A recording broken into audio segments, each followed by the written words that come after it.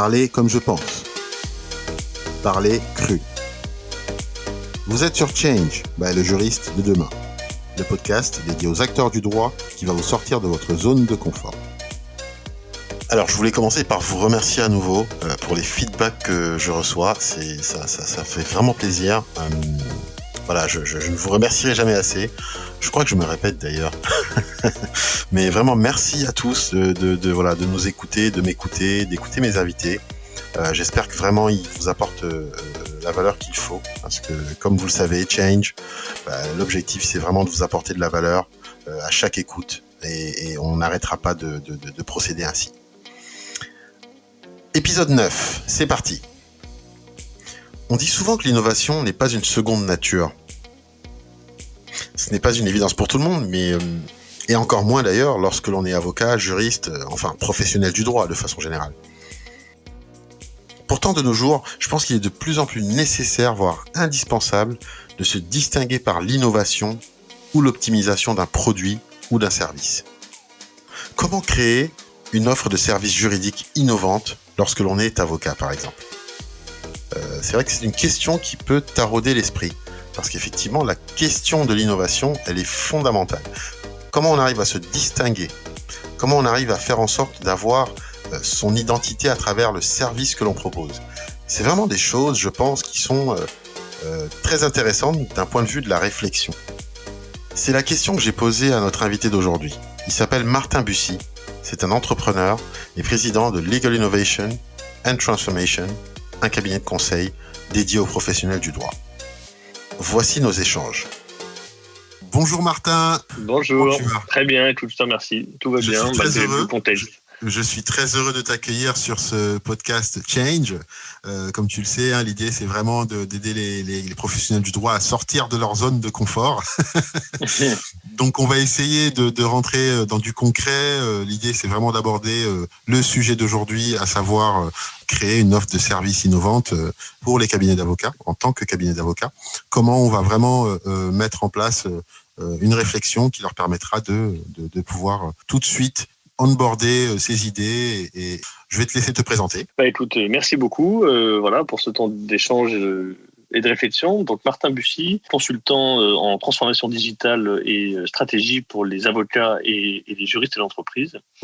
Mon travail, c'est de faire comprendre aux associés, aux dirigeants des cabinets d'avocats, en quoi le digital est important pour eux aujourd'hui et est indispensable pour eux à l'avenir. Il y a déjà une notion de prise de conscience. Et ensuite, bien sûr, c'est de pouvoir les accompagner, soit par des séminaires, conférences, soit par des formations, soit bien sûr par de la conduite et du changement, par du choix de solutions qui leur permettent concrètement de passer d'une ambition stratégique à des vrais chantiers de transformation digitale au sein même de leur cabinet. Merci, c'est très clair. Dis-moi, qu'est-ce que tu constates, toi, sur le marché du droit ? Quelles sont les tendances vis-à-vis des professionnels et des clients aussi ? Quel est ton constat aujourd'hui sur le marché du droit ? Alors, en termes d'enjeux de marché, la réponse pourrait être très vaste. Donc, si on essaie d'être vraiment synthétique, je vais distinguer peut-être deux aspects. Le premier aspect, c'est un aspect interne au cabinet, qui est vraiment relié au droit. Donc, c'est d'abord, bien sûr, le collaboratif, puisque la crise sanitaire du Covid a exacerbé le besoin de pouvoir travailler à distance. Il existait déjà.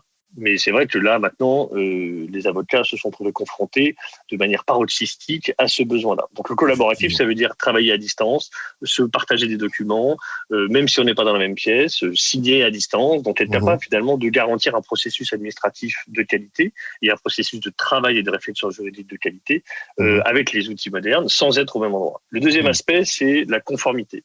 C'est d'ailleurs un corollaire du point d'avant, puisque la conformité, ça veut aussi dire la sécurité, ça veut aussi dire respecter les règles, mais de plus en plus de réglementations s'imposent, et l'avocat, en tant que garant du droit et d'expert juridique, se doit d'être au top, aussi bien pour ses clients que pour lui-même. Donc ça, c'est le premier aspect. Sur le deuxième aspect, c'est bien sûr la pression que le client exerce sur le cabinet d'avocats. Là-dessus, pareil, on pourrait énumérer un très grand nombre de causes et d'enjeux, mais il me semble que les deux aspects un peu clés sont d'abord la notion de, c'est un anglicisme, vous m'excuserez, mais du legal analytics, donc d'être capable de pouvoir vraiment travailler sur des reporting, sur de la donnée qui éclaire l'avenir, qui permet vraiment d'aider à la décision, aussi bien les associés du cabinet, mais que surtout, bien sûr, le mettre à disposition du client du cabinet, qui lui-même, en tant que direction juridique, a besoin d'avoir de l'information objectivée pour pouvoir prendre des décisions, pour pouvoir organiser les choses et pour pouvoir aussi, lui, en interne, vendre sa propre stratégie.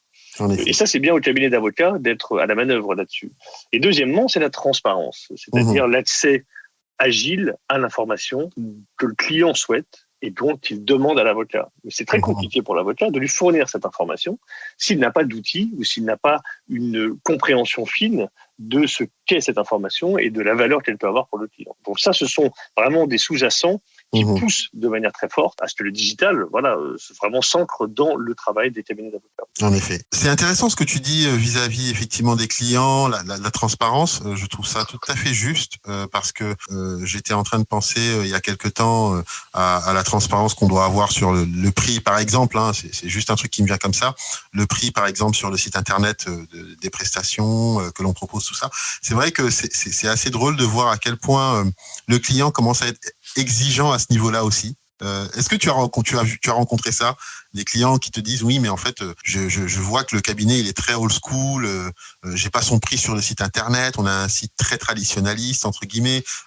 Est-ce que tu vois ces petites choses-là qu'on peut estimer que c'est peut-être du détail, mais ça a son importance. Qu'est-ce que tu en penses? Moi, je pense que quand on parle de transparence, le sujet du prix n'est pas le sujet numéro un. Quand on parle de transparence, on parle surtout de que fait mon avocat, qu'est-ce qu'il va faire et où est-ce qu'il en est. Finalement, on parle plus de transparence dans la gestion de projet que de transparence sur le prix en tant que tel. Bien sûr que si je commence à travailler avec toi, en supposant que tu sois toujours avocat, et que on se lance dans un truc compliqué et on n'a pas parlé argent, c'est un problème. Mais c'est un problème éthique et déontologique. Parce que normalement, tu ne dois pas travailler comme ça. Tu dois m'informer de combien ça va coûter et à quelle vitesse est-ce que la facture va avancer. Il est vrai qu'un certain nombre d'avocats n'ont pas cette habitude, et c'est pas forcément pour piéger le client, c'est simplement parce qu'ils se focalisent sur leur propre métier juridique. Mais voilà, donc c'est plutôt une transparence d'information. Donc je dis ce que je fais, je fais ce que je dis. Voilà, c'est finalement assez simple. Donc après que ce soit sur le site internet ou pas, moi je pense que c'est pas forcément le débat. Il existe beaucoup d'entreprises non juridiques qui ne présentent pas de prix sur leur site internet, et ça les empêche pas d'être des grandes sociétés efficaces et tout à fait claires sur leur pratique commerciale. C'est vrai. C'est bien qu'on l'ait dit parce que je pense que la personne qui l'écoutera aura une réponse à sa question. Alors, dis-moi, qu'est-ce que l'innovation pour toi, dans la mesure où on est dans la logique de je veux développer une offre de service innovante, donc du coup on aborde le sujet. Voilà, tu as raison. C'est vraiment une question importante parce que je pense que peut-être certains malentendus arrivent parce qu'on comprend mal ce que veut dire réellement le terme innovation. Sémantiquement, sans faire un cours là-dessus, mais dans innovation, il y a nouveau. On le voit bien, novation, ça veut bien dire faire du nouveau. Maintenant, faire du nouveau, c'est quoi ? Si on prend l'analogie immobilière, faire du nouveau, c'est bâtir à partir de rien. Donc là, c'est vraiment entièrement nouveau. Il n'y avait rien, il y a quelque chose. Ou c'est reconvertir, transformer ou réhabiliter. Il y avait un truc, et maintenant, c'est autre chose. Il y avait un atelier, maintenant, c'est 3 lofts. Bon, est-ce qu'on a construit, est-ce qu'on a fait du nouveau ou est-ce qu'on n'a pas fait du nouveau ? On a bien sûr fait du nouveau, mais sur la base de quelque chose qui existait. Donc, dit autrement, on peut dire rupture ou amélioration. Exactement. Voilà. Donc, les deux sont de l'innovation. Et d'ailleurs, très peu d'innovations sont des innovations de rupture. L'immense majorité des legal tech ou de n'importe quelle entreprise nouvelle, ce n'est ni plus ni moins que faire la même chose différemment. Soit parce que ça existe ailleurs dans le monde ou ailleurs dans d'autres secteurs d'activité, soit parce que ça existait déjà mais sous une autre forme et que ça a été transformé et c'est fait de manière différente. Et voilà, c'est l'aspect nouveau, c'est vraiment ça. C'est la proposition de valeur, la perception par le client est nouvelle, même si c'est peut-être quelque chose qui n'est pas si nouveau de ça en termes techniques ou en termes d'organisation. En effet. Et du coup, c'est vrai que tu as bien fait le parallèle avec c'est l'optimisation, c'est ça, on fait du neuf avec du vieux ou en tout cas quelque chose qui existait déjà. Mais pourquoi innover du coup ? C'est vrai que on ressent pas tous ce besoin-là, mais c'est intéressant de se poser la question en quoi c'est important aujourd'hui au regard de la transformation digitale et surtout de surplus la Covid. Pourquoi innover c'est important ? La stratégie du cabinet est rarement clairement définie. Pourtant, c'est vraiment elle qui répond à cette question du pourquoi innover. Si vous êtes un avocat, vous êtes 4, vous facturez énormément vous êtes très heureux de votre niveau de revenu et vous êtes très satisfait de votre niveau de client, vous êtes très satisfait de votre façon de travailler, pourquoi voulez-vous innover ? A priori, il n'y a pas de raison. Peut-être qu'il ne faut pas innover, tout simplement. Il y a une forme d'injonction à innover, parce que matin, midi et soir, partout, et je suis le premier à en parler, donc je m'inclus dans les fautifs, on parle d'innovation. Innovation. Donc à force de te matraquer de ce mot-là, tu vas te dire légitimement, il faut que j'innove. Mais tu ne vas toujours pas savoir pourquoi. Donc mon premier travail, déjà, c'est d'essayer, avec les clients que j'accompagne, de réfléchir à cette question. Pourquoi innover ? La réalité, c'est qu'il y a toujours de bonnes raisons d'innover. Parce que même si aujourd'hui, vous gagnez très bien votre vie en travaillant convenablement, peut-être que vous savez que dans 5 ans ou dans 10 ans, il y a des mouvements de marché qui vont arriver et qui vont remettre en question ce positionnement à forte valeur ajoutée que vous occupez aujourd'hui. Donc, en fait, vous devez innover par anticipation. Peut-être que vous devez innover parce que simplement vos concurrents innovent. Donc, du coup, vous ne pouvez pas vous laisser distancer. Parce que sinon, c'est vous qui allez passer pour un ringard et vous allez devoir peut-être baisser vos prix, ou bien vous serez un peu moins productif, ou bien vous n'allez pas proposer certains nouveaux services que les clients vont réclamer. Donc là, vous êtes obligé de suivre le mouvement. Voilà. Peut-être que vous allez innover parce que vous voulez que votre cabinet soit positionné comme un cabinet innovant. Et parce que vous en avez envie, parce que vos clients, pensez-vous, vont bénéficier de ce positionnement-là et que ça va vous permettre, vous, de croître. Voilà. Peut-être que vous avez besoin d'innover parce que vous avez l'impression de moins gagner d'argent par rapport à des confrères qui font le même métier. Donc vous vous dites, on n'est pas assez productif. Comment travailler plus efficacement ? Et là, vous vous dites, tiens, peut-être que l'innovation peut répondre à certaines de mes questions.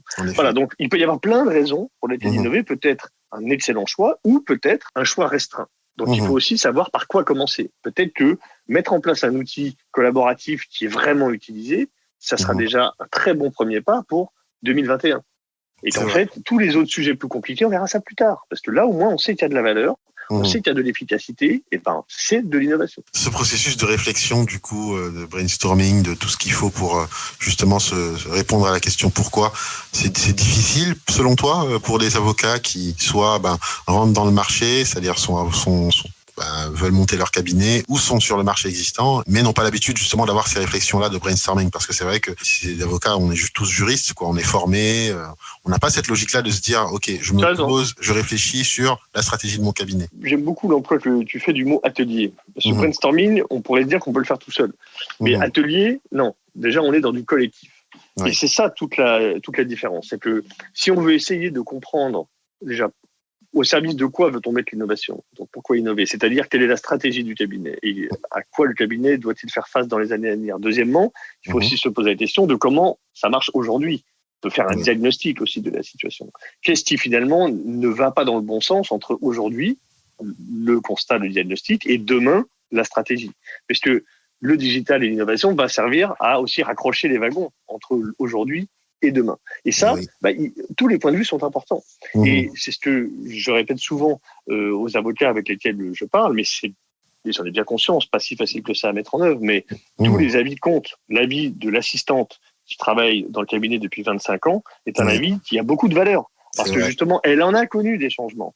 Et peut-être qu'elle n'a pas toujours joué le jeu. Peut-être parfois, elle ne voulait pas changer. Et puis peut-être que parfois, elle a changé et qu'elle le regrette. Et qu'à l'inverse, il y a aussi plein de choses où elle a envie d'avancer parce qu'elle se dit « Ah oui, là-dessus, ça va vraiment être très bien pour moi ». Son point de vue, alors qu'elle est un rouage qui peut sembler petit, mais qui est un rouage important dans le processus de production juridique. Idem pour les associés. Les associés ont l'impression de changer tout le temps et en réalité, peut-être qu'ils ne changent pas si souvent que ça parce qu'eux-mêmes sont effrayés par le changement. Eux-mêmes, ils savent que ça leur coûte de changer leurs habitudes, de changer leur façon de travailler.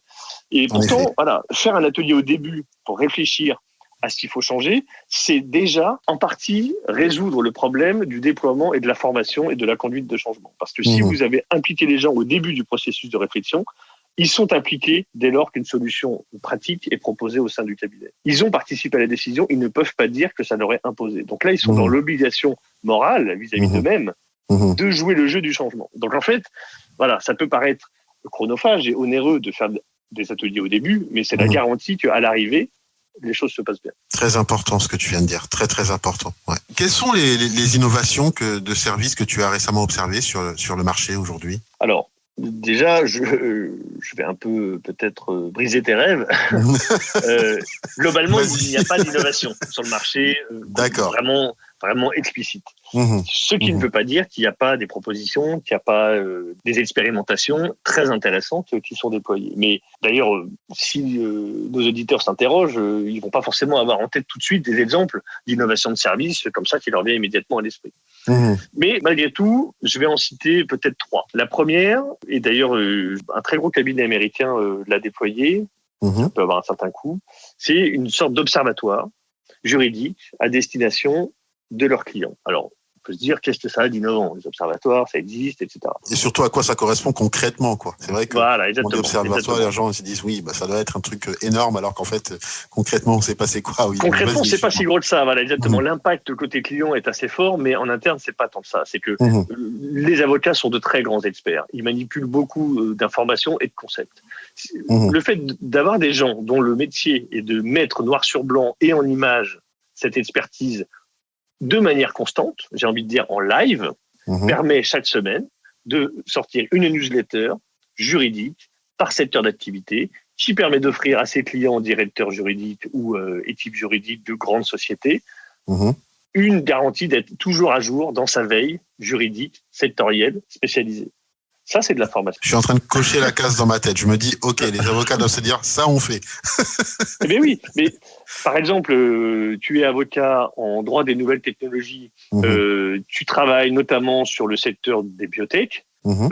Ça fait 1 an que potentiellement chaque semaine, tu peux sortir une newsletter, y compris à des gens qui ne sont pas tes clients, pour leur expliquer en quoi le droit est un frein pour telle ou telle chose, en quoi le droit est un avantage pour telle ou telle chose, et ça peut être recontextualisé par rapport au vaccin, par rapport au rachat, par rapport à l'accroissement de la valeur en bourse de telle ou telle société, par rapport à tel ou tel enjeu. Voilà. Ça, c'est un exemple tout bête. Après, bien sûr, si on est spécialisé en aéronautique, aujourd'hui, le secteur économique de l'aéronautique est très fortement contraint par la crise. Mais quelles sont les réponses juridiques ? Quels sont les enjeux ? Quelles sont peut-être les lois qui sont en train de changer ? Voilà. Donc là, l'avocat qui se tient à jour de tous ces sujets-là, parce qu'il en a besoin au quotidien, il peut le vendre à ses clients et à ses prospects. Quand je dis le vendre, ça peut être gratuitement à des fins marketing, mais ça peut aussi être sous forme d'abonnement. Et c'est ça qu'a choisi ce fameux cabinet américain auquel je pense, qui facture des abonnements mensuels pour accéder à cette information ultra qualifiée qu'il dispense. Je pense que nos auditeurs aimeraient bien savoir c'est quel cabinet. Je pense pas que ce soit dérangeant que tu le nommes si effectivement l'idée c'est vraiment de voir. Il s'appelle Auric pour être précis. Voilà. Il s'appelle Auric, mais si je ne le citais pas, c'est parce que je pense que d'autres cabinets le font aussi, mais que je ne les ai pas à l'esprit. Voilà. Mais c'est vrai qu'Auric, par exemple, le fait. D'accord, ok, très bien, c'est très bien. Comme ça, ils iront voir à quoi ça ressemble. Ouais. C'est très bien, d'accord, ok, très bien. Moi, je ne savais pas personnellement, tu vois, par exemple, c'est très bien, c'est top. Alors, ils le font aux États-Unis. Je ne pense pas qu'ils le fassent pour toutes les zones juridiques. D'accord, ok, très bien. Deuxième exemple, ce qu'on appelle de manière peut-être un peu impropre les entreprises du droit. Je dis impropre parce que ça sous-entend que ce ne sont plus des avocats. C'est une entreprise, alors que ça n'est pas le cas. Ce sont des avocats, et c'est bien ça qui fait la valeur. Sauf qu'ils sont dans l'interprofessionnalité, au moins dans une certaine mesure. Pour être explicite, on peut comparer ce modèle économique au modèle de la banque universelle, c'est-à-dire c'est un guichet unique sur le plan juridique. Donc l'entrepreneur, le start-upper, le petit patron, le grand patron, a une façon d'accéder à l'ensemble de ses besoins juridiques en un seul endroit. Dans la grande distribution, on appelle ça le one-stop shopping, c'est-à-dire on fait tous ses achats en une seule fois. Et c'est un concept fondamental parce que implicitement la promesse c'est je suis un interlocuteur unique, vous allez gagner du temps, je vais parfaitement connaître vos besoins sur toute la chaîne juridique. Donc c'est très facile. Il y a une promesse collatérale qui veut dire que cette entreprise du droit est capable de penser relation client et d'accompagner son client réellement en profondeur sur l'ensemble de ses besoins. Si c'est juste de le mettre en relation avec un notaire et un huissier, la promesse sera déceptive. Parce que c'est ni plus ni moins qu'une mise en relation, ça existe déjà. Qu'est-ce que vous m'apportez de vraiment différent ? Donc là, il faut faire très attention entre ce que j'affiche, donc la promesse, disons, marketing, et ce que je délivre vraiment comme service. Parce que il faut que la promesse soit en phase avec derrière la production. Et avoir une parfaite connaissance des besoins du client sur toute sa chaîne juridique, ça implique de travailler sur la data. Donc, je détiens des données sur le client, je la mémorise, je sais que tous mes salariés sont capables d'accéder à de l'information au bon moment, et sont ensuite capables de la pousser à la bonne personne au bon moment. Donc c'est quand même un travail qui est fin et qui nécessite des outils complexes. Exactement. L'intérêt, le gros avantage, c'est de pouvoir effectivement gagner des nouveaux clients qui veulent de la simplicité. Deuxièmement, c'est aussi de pouvoir proposer un abonnement éventuellement mensuel. Donc finalement, ce n'est plus software as a service, donc le fameux modèle SaaS, mais c'est lawyer as a service. C'est-à-dire que j'accède à mon avocat en format forfaitisé par mois, 200 €, 500 €, 1000 €, dans lequel il y a certains services qui sont inclus. Et là, il faut être très vigilant aussi, ça c'est ma deuxième alerte, il faut vraiment mettre des services dedans. Il faut vraiment prendre son risque en tant qu'avocat. Se dire peut-être que je vais y perdre sur mon forfait, mais peut-être que je vais y gagner. C'est le modèle de la téléphonie mobile. Très important. Forfait illimité, 10 €. Et là, vous vous dites, oh, mais c'est sûr que ça va être rentable pour moi. C'est sûr que je vais dépenser au moins 15 ou 20 €. En fait, vous n'en savez rien. Parce qu'il y a peut-être des mois où vous serez à 15 €, vous aurez gagné 5 €, mais peut-être d'autres mois, vous serez à 3 €. Et en moyenne, les opérateurs mobiles, vous voyez leur rendement et leur rentabilité, ils y gagnent. Donc, ils ont construit leur modèle de sorte à ce que sur le volume, sur la diversité des profils, ils y gagnent. Donc ça, c'est un point important. C'est que il est difficile de bien tarifer ce genre de prestations. C'est vrai. Parce qu'en fonction des clients, surtout pour les avocats où les choses peuvent être très, très éparses, voilà. Et bien sûr, il ne faut pas trop inclure. Parce qu'il faut que tous les sujets, tous les chantiers précis, tous les sujets complets soient hors forfait. Pour que là, l'avocat garde vraiment son indépendance financière et économique et soit capable de tarifer correctement les services qu'il va proposer. Donc, voilà, modulo cette finesse, qui n'est pas si simple que ça à résoudre, je pense que c'est une offre qui est innovante et qui peut rencontrer son public. Effectivement. Troisième exemple, voilà, pour en finir, je vais encore employer un anglicisme, j'en suis désolé, mais malheureusement, voilà, sur ces sujets-là, les Américains nous éclairent plus que nous, les data-based solutions, c'est-à-dire les solutions basées sur la donnée. Oui. Un cabinet d'avocats, en réalité, gère de l'information et la convertit en autre chose, c'est-à-dire en conseil stratégique, en procédure juridique, etc. J'allais dire, il ne fait que ça. Exactement, il ne fait que ça. Gérer de la donnée, juridique, client, business, sectoriel, etc.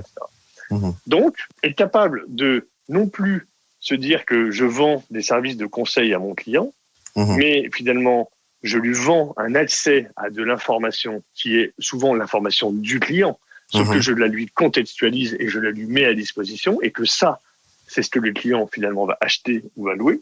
C'est une façon de renverser le modèle. Et ça, c'est encore quelque chose qui n'existe pas, en tout cas à ma connaissance en France. Je suis même pas sûr que ça existe vraiment de manière élaborée dans d'autres cabinets d'avocats, mais c'est une tendance de fond, puisque la direction juridique gère des budgets, gère des stratégies, gère du volume de contentieux, gère un certain nombre de choses qui sont très chiffrées, qui sont très objectivées. Donc plus on travaille sur la data et plus on est finalement capable d'aligner sa proposition de valeur sur les objectifs du client, y compris par le prix, et plus on s'insère dans la stratégie du client et plus on devient indispensable. Exactement. Donc celui qui sera capable de monétiser la data juridique qu'il met à disposition du client, je pense que ce sera un modèle de cabinet d'avocats qui va exploser. Je vais prendre un exemple par analogie. Amazon, lorsqu'il a lancé son cloud, Amazon, sachez, est le numéro 1 mondial du cloud, alors que ce n'est pas son métier premier. Comment est-ce qu'il a fait notamment pour convaincre et pour aller très rapidement sur cette place de leader, c'est que il a vendu non pas des abonnements, comme faisait OVH, pour 100 €, vous avez ci, pour 200 €. Non, il a vendu au prix de données qui rentrent et qui sortent de ses serveurs, pour parler de manière un peu basique. C'est-à-dire que vous pouvez accéder à une Ferrari et vous ne paierez que l'essence. Donc si vous faites 1 kilomètre, vous payez 1 kilomètre d'essence. C'est tout. Finalement, la Ferrari, elle est disponible pour tout le monde. Mais après, on prend goût, forcément, à avoir une super infrastructure. Et surtout, comme on commence à aller chez eux au début, quand on crée son entreprise ou son activité, au fur et à mesure que cette activité se développe, là, forcément, ça chiffre de plus en plus.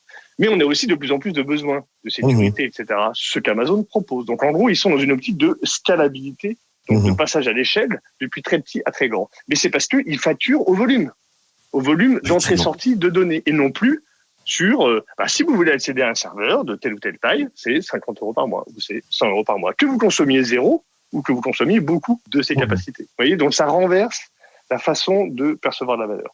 Et ça a grandement contribué à leur succès. Et je pense que pour un cabinet d'avocats, c'est une piste qui, avec le temps, va devenir de plus en plus intéressante. Un petit break pour rappeler que ce podcast est sponsorisé par le Juriste de demain, une plateforme qui propose des cours en ligne et parcours certifiants permettant d'acquérir des compétences business, technologiques et soft skills dans l'industrie du droit. N'attendez pas, la création de compte est totalement gratuite. Rendez-vous sur lejuristededemain.com. Tu as attiré mon attention en utilisant un terme tout à l'heure sur justement un gros aspect qui peut être un pain point, enfin une problématique pour justement les avocats qui veulent se lancer et créer quelque chose en tout cas de nouveau, quoi. C'est le risque. C'est vrai que c'est quelque chose qui est très ancré dans l'état d'esprit d'un avocat aujourd'hui. C'est à chaque fois qu'il souhaite se lancer sur quelque chose de nouveau, il se dit ok, quel est le risque ici ? Comment je l'appréhende psychologiquement ? Comment j'arrive à dépasser cette peur que j'ai finalement de sortir de ma zone de confort ? Parce qu'en vrai, il s'agit de ça. Comment je peux faire quelque chose de nouveau, de déroutant, en tout cas qui n'existe peut-être pas bien comme il faut, ou en tout cas une offre de valeur qui n'est pas présente sur le marché. Comment tu conseillerais d'appréhender justement cette notion de risque et de peur quelque part ? Alors, tout ce qui est nouveau est forcément angoissant, puisque c'est nouveau. Ça veut dire que si c'est nouveau pour soi, c'est qu'on ne le connaît pas. Parce que sinon, ce ne serait pas nouveau. Peut-être que pour toi, quand je te parle de data, de Amazon, de cloud, c'est nouveau, parce que ce n'est pas ton métier. Moi, c'est mon métier, ce n'est pas nouveau. Par contre, si tu me parles de droit et de certaines dispositions juridiques, pour moi, ce sera nouveau. Je n'en avais jamais entendu parler. Alors pour toi, c'est du basique depuis 50 ans. Donc le nouveau est relatif. Donc forcément, si c'est perçu comme nouveau, ce sera forcément angoissant. C'est-à-dire, on va se poser la question, est-ce que j'ai raison d'aller vers ça ? Puisque je ne comprends pas vraiment comment fonctionne cette chose nouvelle, eh ben, où est mon risque ? Où est mon gain ? Donc là, il y a en fait une logique financière un petit peu, c'est-à-dire bénéfice-risque. Oui. On fait tous.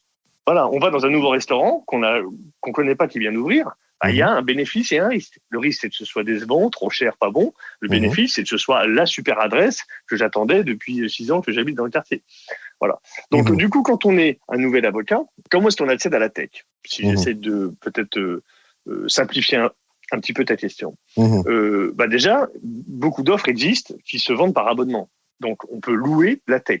On peut accéder à des serveurs Amazon, on peut louer des solutions de signature électronique, on peut s'abonner à des CRM, donc à des outils de pilotage de ses prospects et de ses clients.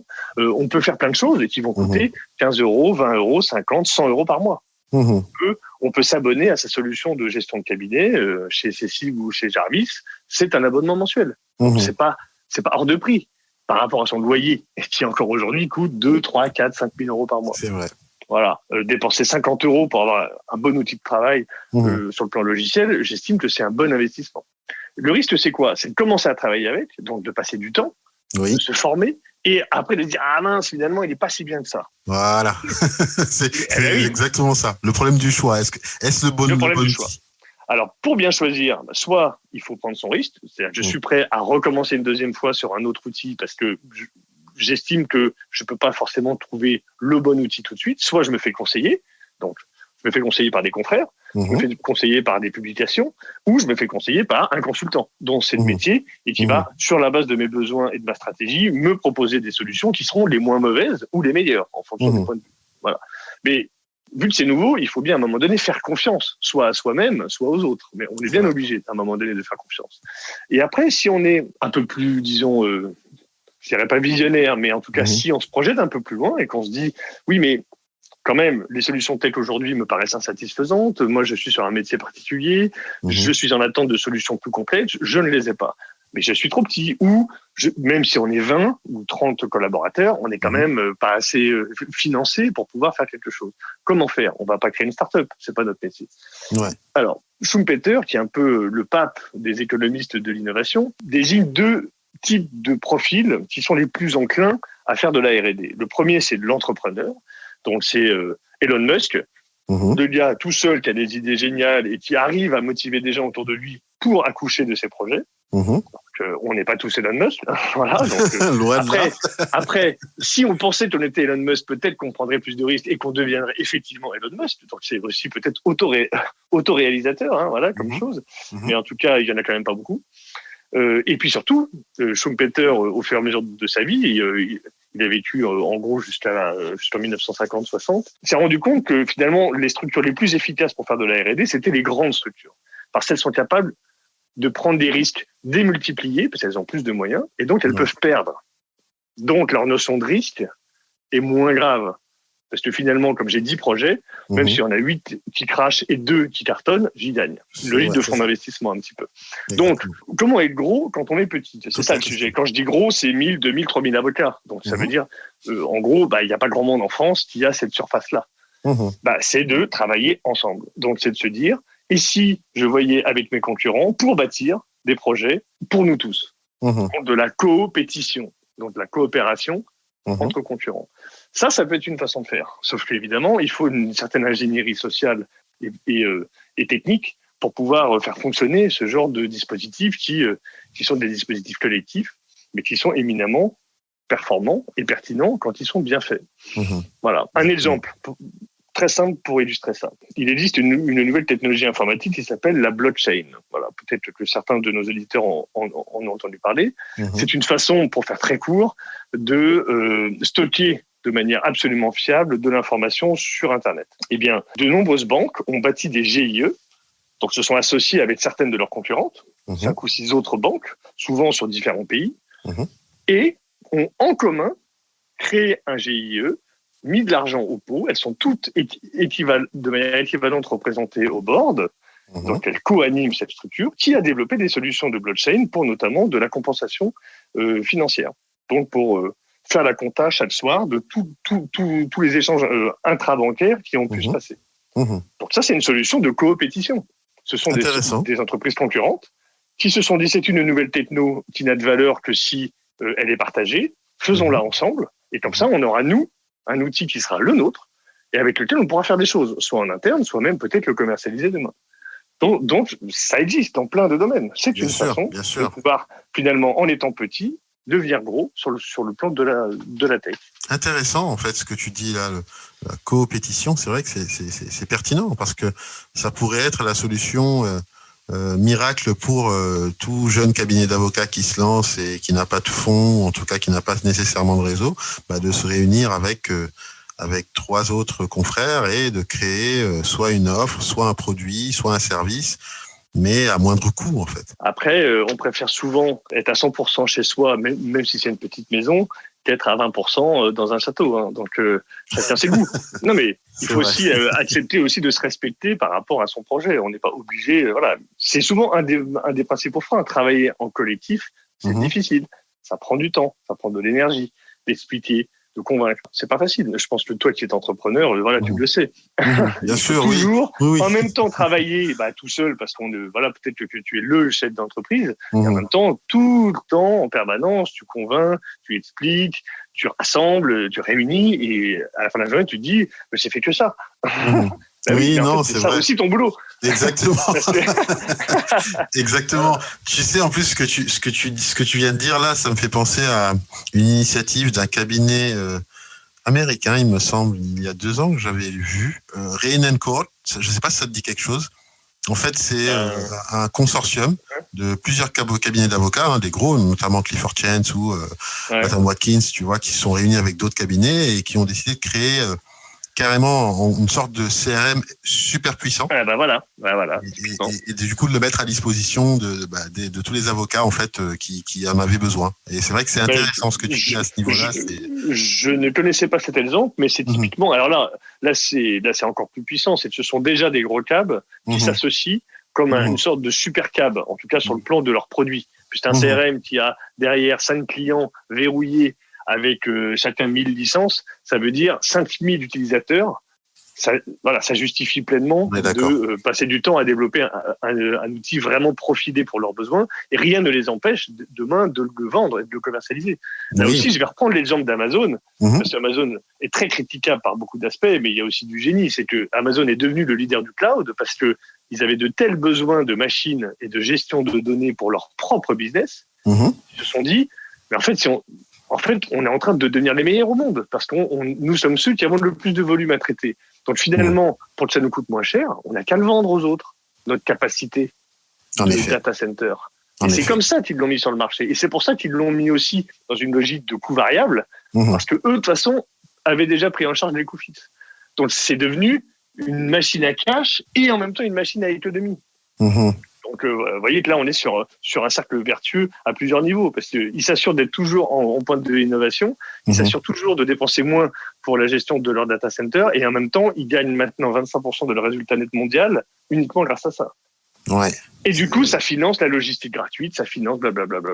Donc, à partir de, finalement, simplement, le fait qu'ils avaient de gros besoins de gestion de données dans le cloud, ça leur a permis de nourrir leur premier métier qui reste d'être un supermarché. Effectivement. Bon, passons à la partie concrète du coup du podcast. Donc, je suis avocat, je crée mon cabinet et je souhaiterais en fait mettre en place une offre de service innovante.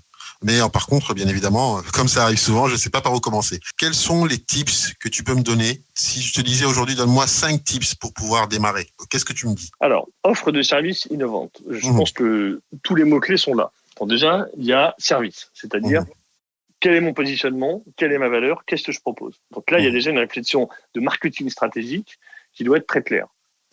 Qu'est-ce que le cabinet propose à ses clients? Voilà. Donc, c'est sur quel secteur d'activité, c'est sur quel domaine juridique, c'est de quelle façon, avec quel état d'esprit, avec quel degré d'expertise, et voilà, finalement, quels sont nos produits phares.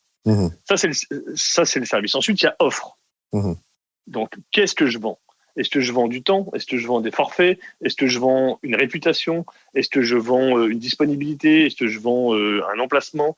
Est-ce que je vends une histoire? Bon, donc l'offre. Et évidemment, il y a aussi l'offre dans le sens beaucoup plus pragmatique qui est est-ce que j'ai un forfait en droit social? Est-ce qu'il y a des choses que j'essaye disons, de rendre compréhensibles parce que j'ai une cible de clients qui s'intéresse à ci ou à ça.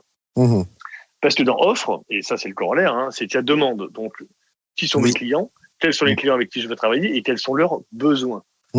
Voilà. Donc le besoin du client, il est extrêmement rare que l'avocat se pose la question lorsqu'il se lance du besoin du client, parce qu'il estime les connaître déjà.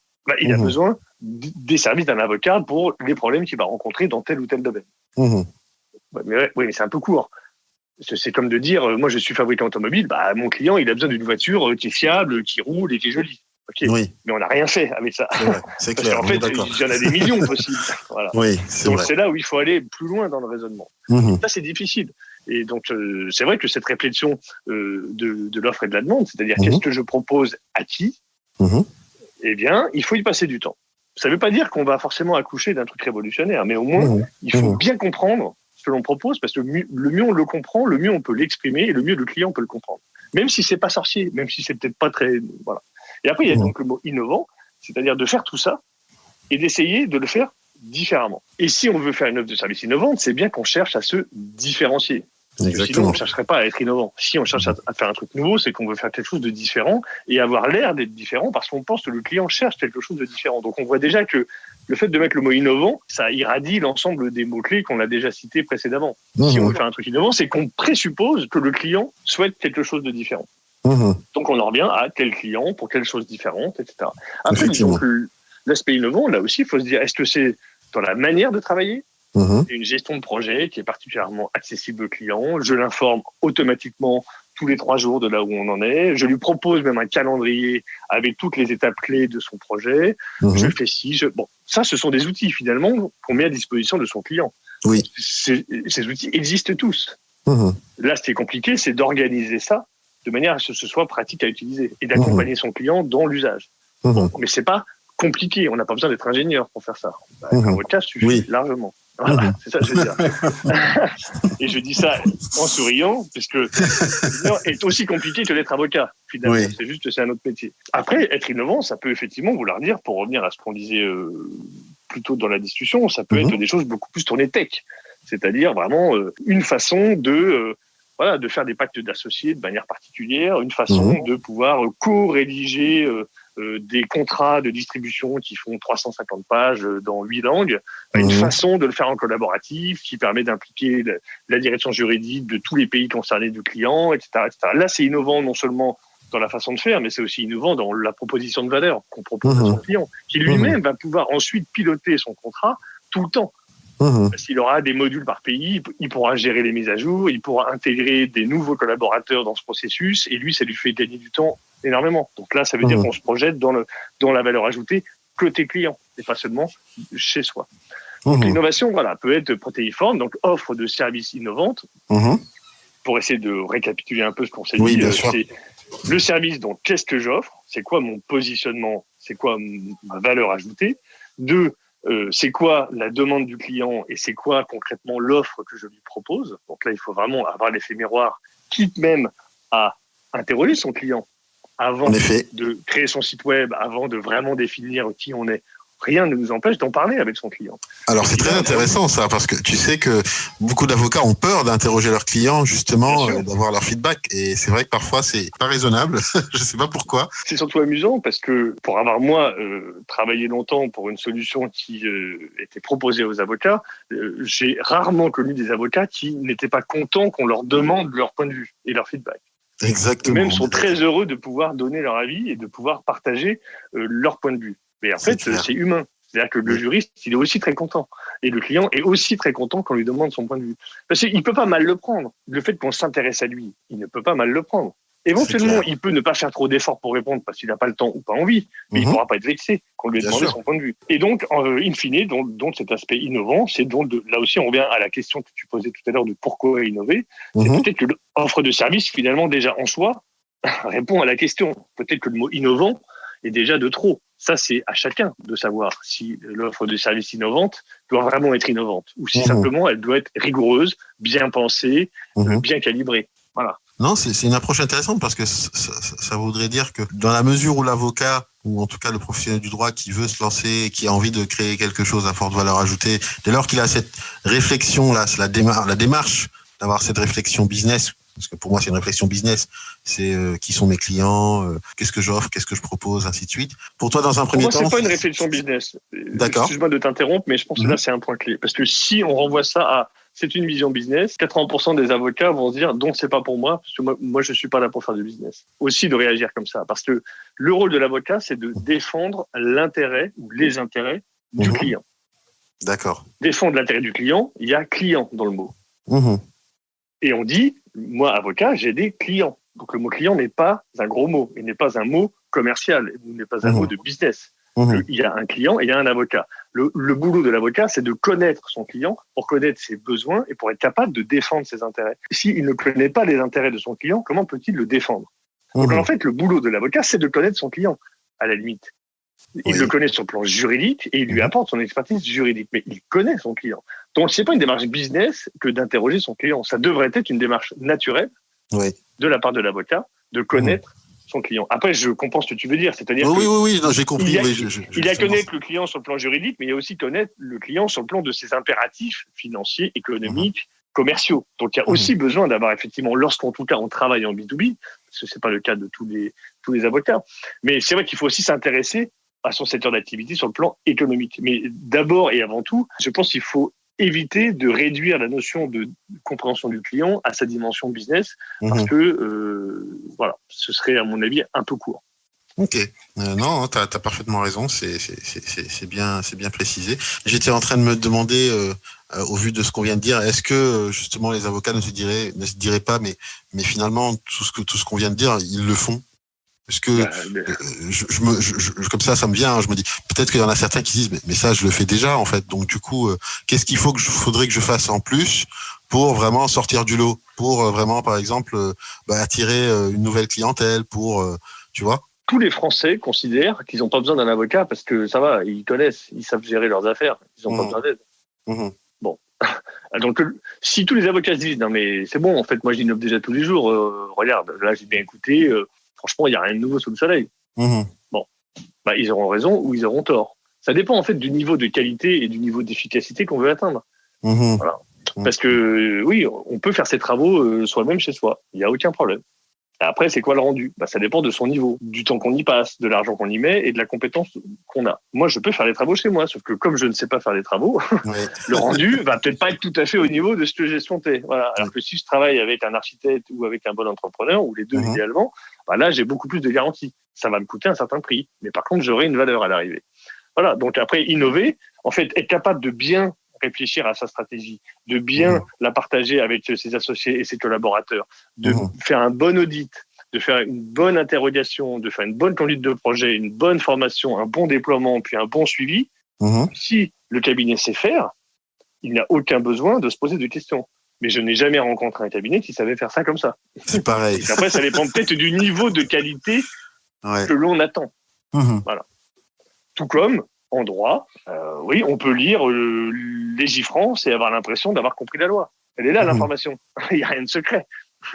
Oui, non, c'est clair. Voilà. Donc, si j'ai envie, je peux me défendre tout seul. Hein. Enfin, en l'occurrence, dans beaucoup de cas, je n'aurais pas le droit. Mais pour certains sujets, je pourrais carrément me passer d'un avocat. Ah oui, mais à mes risques et périls. Voilà. C'est ça. C'est ça. On est en train d'arriver au bout de l'enregistrement. J'ai une dernière question pour toi. Au regard de l'accès au droit aujourd'hui, par rapport aux citoyens, comment tu vois les choses d'ici 5 à 10 ans? Pour moi, l'accès au droit est une question effectivement primordiale. Donc, je pense que tu as raison de la poser en ces termes-là. Très concrètement, l'accès au droit, c'est accéder à l'information qui est liée au droit, c'est accéder à mes droits, ou c'est avoir un accès à la justice. Parce que l'accès au droit, finalement, est assez varié et assez vaste. Pour moi, il y a une demande qui augmente et qui est de plus en plus précise et impérieuse des habitants et des citoyens de pouvoir faire valoir leurs droits. Donc, soit les défendre, soit y accéder. Et aujourd'hui, ils sont frustrés de faire face à de la complexité, soit administrative, c'est-à-dire, je sais pas, là, le site internet de l'État, c'est compliqué, je comprends rien, je sais pas ce que je dois demander, voilà. Mais surtout, ils ont un problème, c'est qu'ils savent pas définir leurs attentes. Je pense que j'ai des droits. Oui, mais des droits sur quoi? Je sais pas exactement, mais dans tel domaine, quand même, j'ai l'impression que je me fais avoir ou que j'ai pas compris, etc. Donc, on sent bien qu'il y a même une définition de l'attente qui est une exigence. Donc, pour moi, clairement, c'est que le rôle de l'avocat ne peut que se renforcer de ce point de vue-là, parce qu'il n'y a que l'avocat qui peut vraiment, finalement, créer le besoin chez le client et faire émerger la demande du client ou du citoyen, en l'occurrence. Après, il y a du coup un deuxième corollaire, c'est la justice en tant qu'institution. Il est impératif que la justice se rapproche du citoyen plutôt que de rester un peu dans les hautes sphères de la justice théorique, politique, philosophique. Les citoyens ont besoin d'une justice qui fonctionne. C'est-à-dire, j'ai eu un problème, on est allé au tribunal, en fait, ça n'a pas pris 4 ans pour être résolu. Parce qu'en 4 ans, moi, j'ai eu le temps de mourir de faim 3 fois, déménager, me faire virer et avoir 2 enfants de plus. Exactement, un vrai problème. Ma vie, elle n'a plus rien à voir. Oui, un vrai problème. Ah oui, mais nous, la justice, vous savez, on fait ce qu'on peut, c'est compliqué, il y a l'enquête, il y a ceci, il y a ça. Donc, je pense qu'il y a, en termes de process, il y a vraiment besoin qu'il y ait un raccourcissement des différents interlocuteurs. Donc, travailler ensemble, que l'avocat, la justice, le citoyen soient beaucoup plus imbriqués les uns dans les autres pour pouvoir aussi travailler dans le sens de la résolution de la justice, mais donc deuxièmement, c'est aussi de manière plus rapide, de manière plus efficace, de manière plus transparente, pour que le citoyen ait confiance en la justice et donc ait confiance en son avocat et qu'il arrête de penser que les uns comme les autres lui veulent du mal, parce que parfois c'est un peu ce que les gens pensent. Ils pensent que l'avocat leur vole leur argent et que le juge, il s'en fiche de ses problèmes. Alors que c'est pas vrai. Ce n'est pas vrai. Ouais, c'est pertinent parce que ça me fait penser à ce fameux livre que j'avais lu justement qui préconisait qu'il fallait complètement transformer finalement le système judiciaire, c'est-à-dire l'adapter au monde d'aujourd'hui. Parce qu'effectivement, l'auteur disait que le système judiciaire tel qu'il est construit, il a été pensé à une époque où en fait il n'y avait pas ces problématiques qu'on connaît aujourd'hui et qu'il faudrait aujourd'hui reschématiser la justice de sorte à vraiment fitter, en tout cas de sorte à ce que la justice corresponde vraiment, puisse répondre parfaitement aux besoins des citoyens, quoi. En tout cas, les citoyens du nouveau monde d'aujourd'hui, du monde qui est le monde digital, quoi, finalement. Je trouve que dans ce que tu évoques, il y a aussi cette dimension de la justice politique, c'est-à-dire les citoyens demandent de la justice. Ils ont l'impression aujourd'hui qu'il y a des injustices. Des injustices parce qu'il y a des inégalités économiques, parce qu'il y a du chômage, parce qu'il y a le droit des minorités qui n'est pas forcément respecté, parce que il y a des violences qui sont faites envers certaines personnes et qui n'ont pas l'impression d'être beaucoup entendues ou beaucoup défendues. Donc il y a, de manière générale, une demande de justice. Parce que le fonctionnement général de nos sociétés est de plus en plus complexe, de plus en plus aussi éparpillée en termes de prise de décision, et donc on y comprend de moins en moins de choses. Donc on est en demande d'avoir une proximité. Et si la justice comme institution savait se mettre aussi au service des citoyens et non pas seulement au service d'un idéal, je pense que elle redeviendrait, au même titre que l'armée ou que tout un tas d'autres institutions, aimer des Français et apprécier des Français. Et ça, c'est très important. Et ça bénéficierait à l'ensemble des acteurs du droit, au sens très large du terme. Parce qu'ils seraient vus comme des garants, comme des gens de confiance qui sont là pour protéger leurs intérêts et pas comme des sortes de... Ils sont parfois vus comme ça, comme des sortes d'intermédiaires qui prennent beaucoup de sous, on ne comprend pas ce qu'ils font avec. Voilà. Et ça, je trouve que c'est une vraie crainte. Il ne faudrait vraiment pas tomber dans cette défiance généralisée dans la chaîne juridique et judiciaire. Ce serait vraiment un problème. Sinon, on va avoir une justice pour les riches, des entreprises, des gens fortunés qui peuvent se payer des bons avocats, des procédures longues parce qu'ils ont les reins solides, et tous les autres qui vont être à l'aide juridictionnelle avec des avocats qui sont sous-payés, qui n'ont pas le temps de travailler et donc qui sont mal défendus. Donc, cette inégalité d'accès à la justice, pour moi, c'est un sujet clé, mais c'est aussi un sujet politique. Donc chacun peut avoir son point de vue. Dernière question, tu crois qu'on en parle beaucoup? Tu crois que c'est un sujet qu'on évoque beaucoup pour toi aujourd'hui? Ce sujet d'accès à la justice, accès au droit? En fait, c'est un sujet économiquement qui pèse pas lourd, mais c'est un sujet qui, dans la société, est un sujet très important.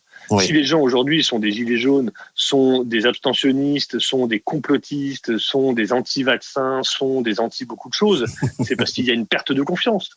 Il y a une perte de confiance. Parce qu'en fait, ils en savent rien et ils se rendent bien compte que leurs théories, elles sont cheloues et voilà. Mais ils ont peur et ils ne font plus confiance parce qu'ils ont l'impression d'avoir longtemps fait confiance et de ne pas avoir eu beaucoup en retour. Et donc, voilà, c'est comme pour la police. Si jamais on en venait à douter, parce qu'on ne fait plus trop confiance à la police parce qu'elle fait peur, y compris aux bons citoyens, entre guillemets, on va avoir un gros problème. La confiance dans la police, comme la confiance dans la justice, comme la confiance... en fait, c'est indispensable pour qu'on fasse société et qu'on ait un recours en cas de problème et qu'on se sente protégé. Encore une fois, c'est plus un sujet politique et sociétal qu'un sujet purement business. Voilà. Martin, merci beaucoup. Merci pour ton temps. Merci à toi. Très agréable. Un grand merci pour cet échange. Merci beaucoup et à très bientôt. À bientôt. Au revoir. Au revoir.